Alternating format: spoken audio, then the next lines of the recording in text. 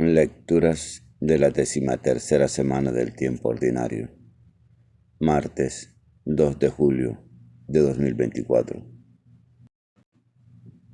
Jesús nos invita a creer en su palabra, tener fe y ser valientes. Catholic Back. Reflexión y fe. Una puerta a la esperanza.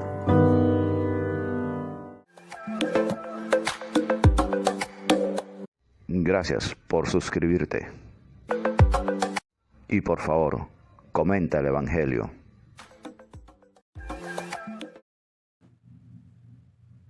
De la profecía de Amós, capítulo 3, versículos 1 al 8, capítulo 4, versículos 11 al 12.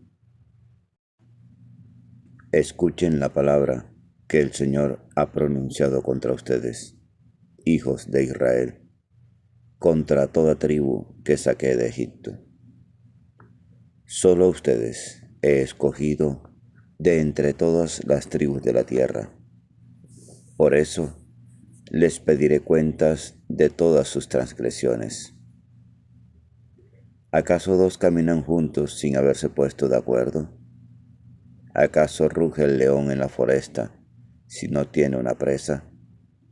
¿Deja el cachorro oír su voz desde la guarida si no ha apresado nada? ¿Acaso cae el pájaro en la red a tierra si no hay un lazo? ¿Salta la trampa del suelo si no tiene una presa?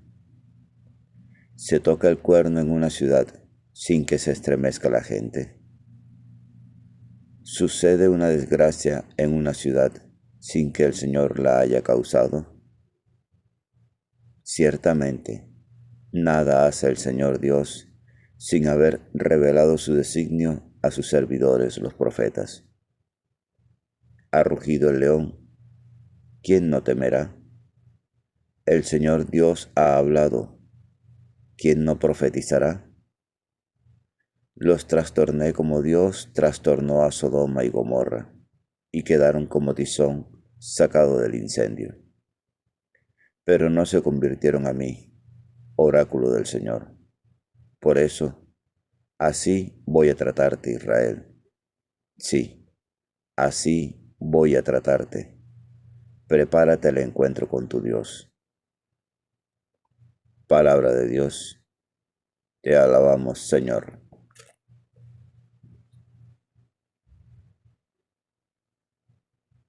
Salmo 5. Señor, guíame con tu justicia. Tú no eres un Dios que ame la maldad, ni el malvado es tu huésped, ni el arrogante se mantiene en tu presencia. Detestas a los malhechores, destruyes a los mentirosos. Al hombre sanguinario y traicionero lo aborrece el Señor.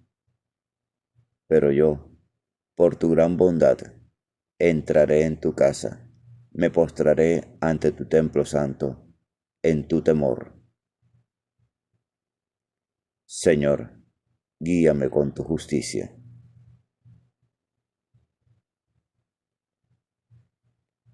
Lectura del Santo Evangelio según San Mateo, capítulo 8, versículos 23 al 27. Por la señal de la Santa Cruz, de nuestros enemigos, líbranos, Señor Dios nuestro. En el nombre del Padre, del Hijo y del Espíritu Santo. Amén. En aquel tiempo, subió Jesús a la barca, y sus discípulos lo siguieron. En esto se produjo una tempestad tan fuerte, que la barca desaparecía entre las olas. Él dormía. Se acercaron y lo despertaron gritándole: Señor, sálvanos que perecemos. Él les dice: ¿por qué tienen miedo, hombres de poca fe? Se puso en pie, increpó a los vientos y al mar, y vino una gran calma. Los hombres se decían asombrados: ¿quién es este que hasta el viento y el mar le obedecen? Palabra del Señor. Gloria a ti, Señor Jesús. Ven, Espíritu Santo, ven por medio de la poderosa intercesión del Inmaculado Corazón de María, tu amadísima esposa. Los capítulos 1 y 2 de la profecía de Amós anuncian el juicio de Dios que vendrá pronto. Reprocha violentamente a las naciones paganas por apartarse de la moral universal, de las reglas de la vida humana. En cambio, Judá, nación creyente, tiene el pecado de haber olvidado la ley divina. A Israel se le reprochan sus múltiples atropellos. Ellos van a la par con una falsificación de la religión, pues se mantienen las ceremonias religiosas, las cuales son pretexto para borracheras y prostitución. Pero se acalla a los profetas que transmiten la palabra de Dios, fuente de la verdadera religión. Amós es un pastor de ovejas, oriundo de Tecoa, a 17 kilómetros al sur de Jerusalén. No es un profeta de la corte ni del templo, ni miembro de una asociación de profetas. Su identidad está relacionada con la experiencia campesina. Actúa en Israel, el reino del norte, gobernado por Jeroboam II. Es un periodo de estabilidad y paz para Israel. Jeroboam II pactó una alianza con el reino de Judá, gobernado por Osías, extendiendo su frontera desde Hamat hasta el Mar Muerto, lo que implicaba el control de la mayor ruta comercial. A pesar de haber sido un periodo de prosperidad comercial, la mayoría de la población soportaba endeudamientos, pérdida de la tierra y creciente esclavitud. Los ricos y los comerciantes medraban a costa de los préstamos usureros que hacían a los pobres, falsificando los pesos y medidas, sobornando a los jueces. La corrupción también estaba presente en el ámbito religioso. En los santuarios dedicados a Yahvé se realizaban ritos para aplacar a la divinidad y garantizar la seguridad del país. En ese contexto surge la profecía de Amós en torno al año 750 a.C. El libro de Amós presenta la siguiente estructura. Después del título y el oráculo inicial, la primera parte se compone de 8 estrofas contra las naciones vecinas y contra los reinos de Judá e Israel. La segunda parte presenta las acusaciones y el anuncio del juicio contra diversos grupos en Israel. La tercera parte está formada por el relato de los 5 visiones que anuncian el fin del reino del norte. La cuarta parte contiene un discurso final de salvación. El proceso de redacción y transmisión del libro de Amós es complejo. En general, se cree que sus palabras originales se encuentran en la colección de los capítulos 3 al 6. Poco después, se le añadieron los oráculos contra las naciones y el relato de las visiones, probablemente del mismo círculo de los autores. Capítulos 1, 2, 7, 9. Jesús controla el mar y sus fuerzas.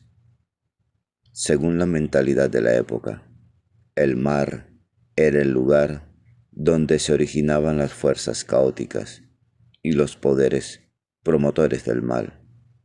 Daniel capítulo 7, Apocalipsis capítulo 13. Jesús cuestiona a los discípulos que todavía están dominados por esas fuerzas que Él vino a someter. El poder de las palabras de Jesús nos da fuerza y anima a ir a su encuentro.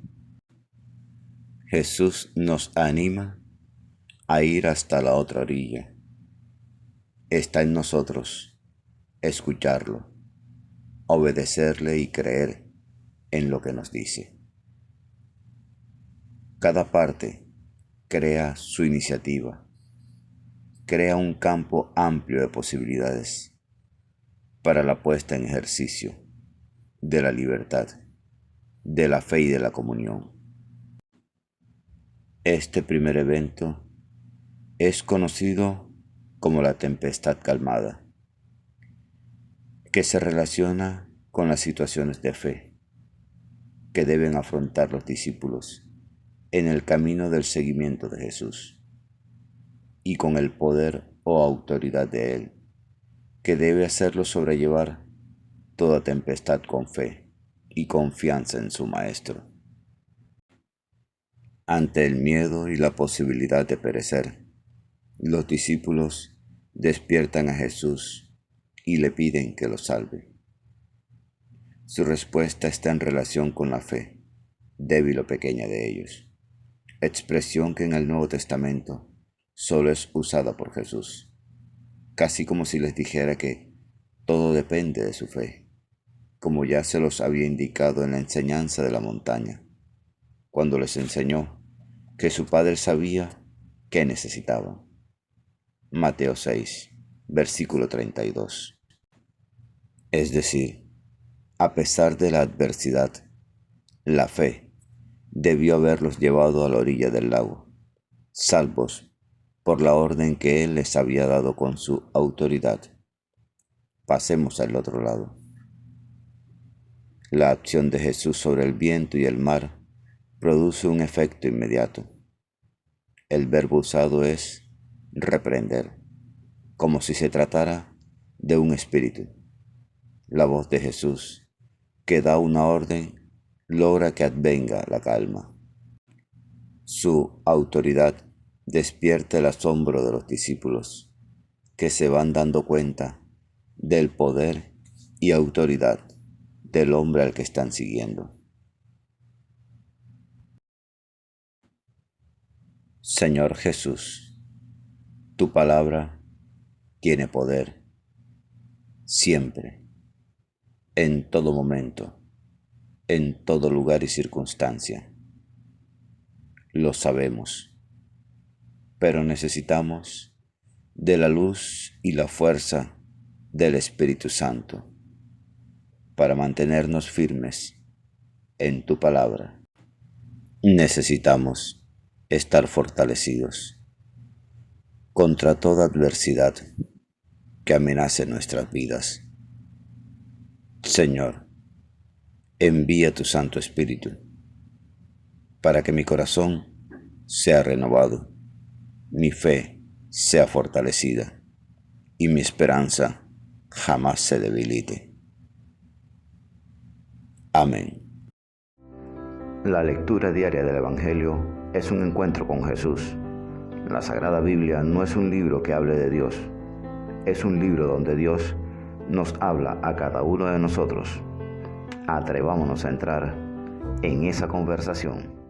Dios les bendiga grandemente y el Espíritu Santo les ilumine en todo momento y en todo lugar.